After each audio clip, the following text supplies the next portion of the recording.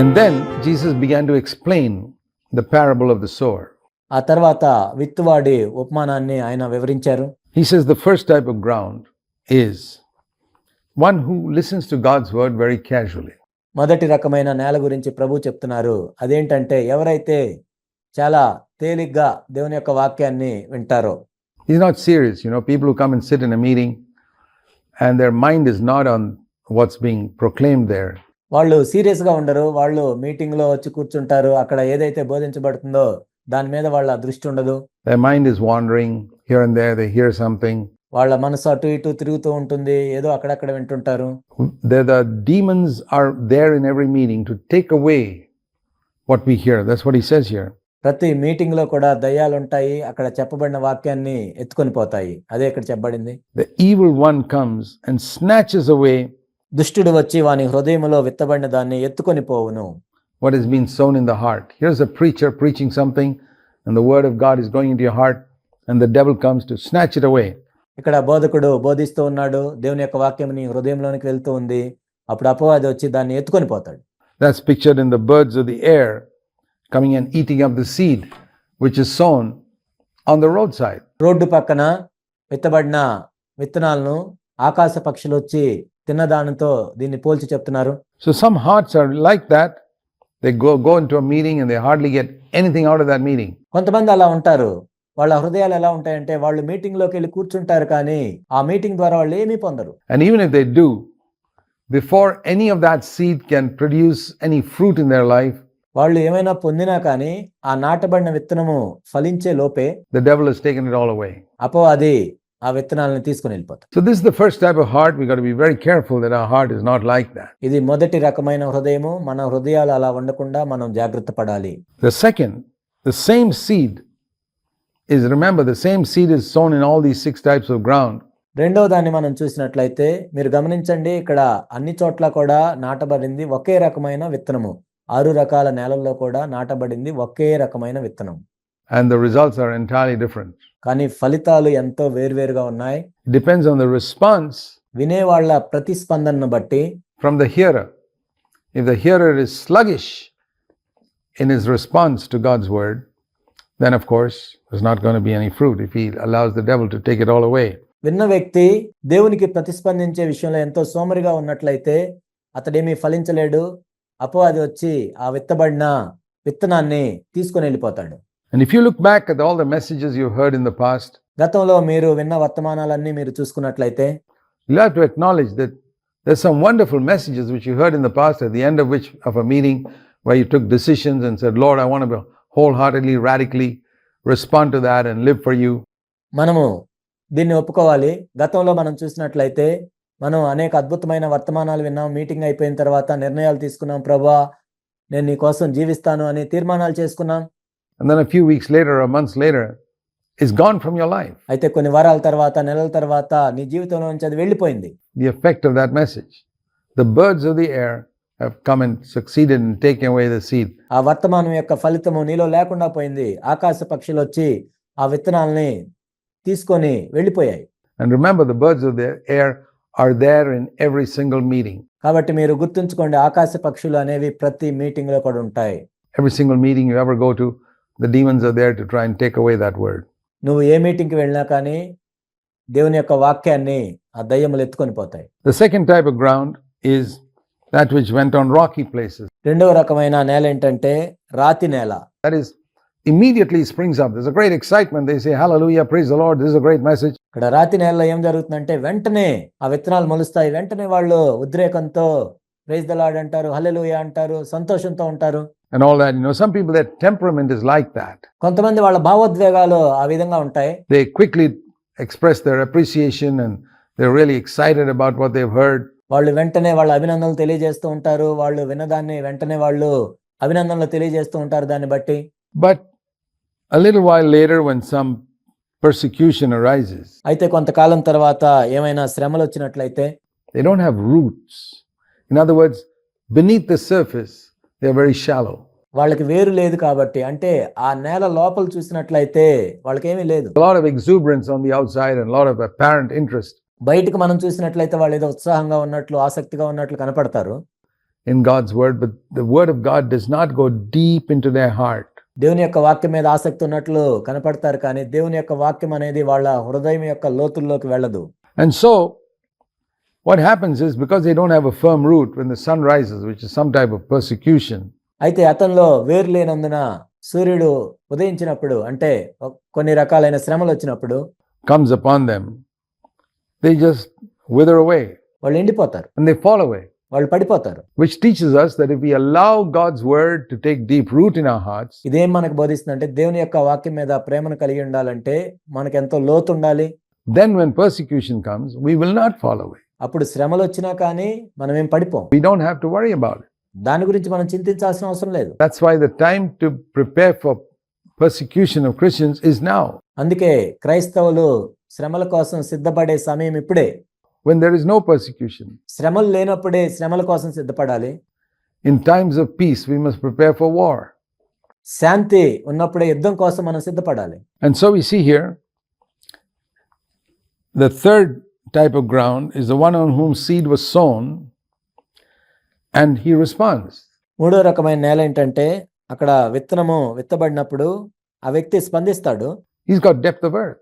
అతనికి వేరు కూడా ఉంటుంది. He's serious.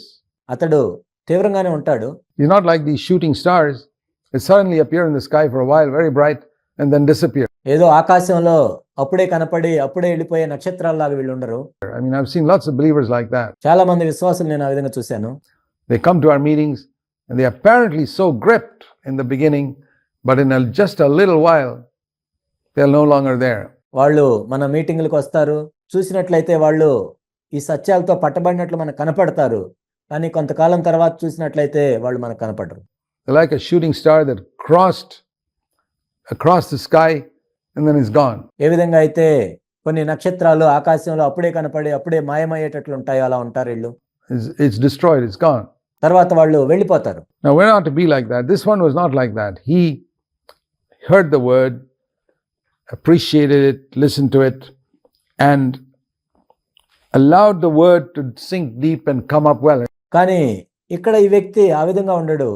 దేవుని యొక్క వాక్యాన్ని వింటాడు, స్పందిస్తాడు, దేవుని యొక్క వాక్యం లోతుల్లోకి వెళ్ళి మొలవటానికి ఇష్టపడతాడు. It looked as if it's going really well. చూడటానికి ఎంతో బాగా ఎదుగుతున్నట్లుగా మనకు కనపడుతుంది. See, we've seen believers like this too. ఇలాంటి విశ్వాసులను కూడా మనం చూసాం. And then as it's grown, maybe he was converted when he was 16, 17, and వాళ్ళు ఎదుగుతూ ఉన్నప్పుడు బహుశా ఆ వ్యక్తి 16-17 సంవత్సరాలప్పుడు రక్షణ పొంది ఉండొచ్చు. he didn't have a job, he didn't earn money, అతనికి ఉద్యోగం లేదు, డబ్బు సంపాదన లేదు. and he was so gripped by the truth, సత్యం చేత ఎంతో పట్టబడతాడు. and he allowed it to sink in, and he would meditate on God's word, and దేవుని యొక్క వాక్యం లోతుకు వెళ్ళటానికి ఆయన అనుమతిస్తాడు. దేవుని యొక్క వాక్యాన్ని ధ్యానిస్తూ ఉంటాడు. everything was going wonderfully. This plant was coming up and growing so well, ఎంతో అద్భుతంగా జరుగుతుంది. ఆ విత్తనము మొలిచి మొక్క కూడా ఎదుగుతూ ఉంది. and then he got a job ఆ తర్వాత అతనికి ఉద్యోగం వచ్చింది, with a really good salary, ఎంతో మంచి జీతంతో. and that became like a thorn that choked this fruit coming up. అది ఎలా అయిందంటే ఆ ఫలము ఆ మొక్కలో ఉండి రాకుండా అణిచివేస్తున్న ఒక ముండ్ల పొదవలే ఉంది. This plant coming up, because now he had to spend so many hours at work, and he didn't have to spend all that, but he would spend extra so that he would make advancement in his profession. ఎందుకంటే ఇప్పుడు ఆయన ఎంతో సమయం ఉద్యోగంలోనే గడుపుతున్నాడు. నిజానికి అంత సమయం అవసరం లేదు, కానీ అతని ఉద్యోగంలో ఇంకా ఎంతో పై స్థాయికి వెళ్ళాలని ఎన్నో గంటలు కష్టపడి పనిచేస్తూ ఉన్నాడు. The demands for doing things better and the competitiveness ఇంకా ఆ పనులు శ్రేష్టంగా చేయాలని పోటీతత్వంతో in certain fields, కొన్ని రంగాల్లో రాణించాలని well, he decided he's got to give more time to it, and gradually what happened? అతడు ఏమి నిర్ణయించుకున్నా అంటే దానికోసం ఎంతో సమయాన్ని వెచ్చించాలని అతను నిర్ణయం తీసుకున్నాడు. ఆ తర్వాత ఏం జరిగిందంటే The deceitfulness of riches, the lust for other things, ఐహిక విచారము, ధనమోహమును, and the worries of the world, all types of worries came into him. ధన మోహము, వేరే వాటి గురించిన మోహము మరియు ఐహిక విచారములు ఇవన్నీ కలిసి కూడా ఏం జరిగిందంటే And choked this wonderful fruit and crushed it. ఈ అద్భుతమైన ఫలాన్ని అణిచివేశాయి. That also I have seen. ఇది కూడా నేను చూశాను. Wonderful young believers అద్భుతమైన యవనస్తులైన విశ్వాసులు, wholehearted, radical. పూర్ణ హృదయంతో ఉన్నవారు, తీవ్రంగా ఉన్నవారు. And then the love of money grips them, ఆ తర్వాత ఏం జరిగిందంటే ధనాశ అనేది వాళ్ళలోనికి చొచ్చుకొని వచ్చింది, chokes the word, దేవుని యొక్క వాక్యాన్ని అణిచివేసింది. or all types of worries from the world లేక ఐహిక విచారాలు, and the desires for so many other things choke the word.